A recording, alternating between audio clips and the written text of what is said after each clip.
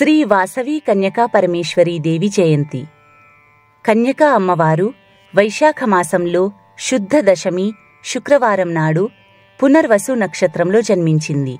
ఆ శుభలగ్నాన గ్రహాలన్నీ తమ తమ ఉచ్ఛస్థానాలలో ఉన్నాయి. అమ్మవారు త్రిశక్తి రూపిణి, శక్తి సమన్విత, శక్తి స్వరూపిణి, శక్తి ప్రదాత. శ్రీ లలితా సహస్రనామస్తోత్రంలో పేర్కొన్నట్లు ఇచ్ఛాశక్తి, జ్ఞానశక్తి, క్రియాశక్తి స్వరూపిణి.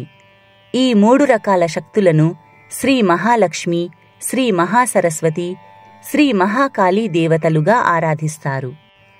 ఓం ఐం హ్రీం శ్రీం లలితాంబికాయై నమః అని కాని, బీజాక్షరములను సంపుటితం చేసి ఓం ఐం హ్రీం శ్రీం కన్యకాయై నమః అని కాని జపారాధనలు చేయడం వలన అమ్మవారు త్వరగా కరుణించి అభీష్టసిద్ధిని కలిగిస్తుంది.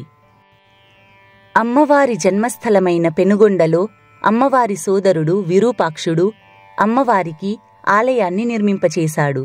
ఆ తరువాత వైశ్యులు నివసించే మిగిలిన 17 నగరాలలో ఆలయాలు వెలిశాయి. పార్వతీదేవి అష్టాదశ శక్తిపీఠాలు ఉన్నట్లే వాసవి కన్యకకు కూడా 18 పీఠాలు ఏర్పడినాయి.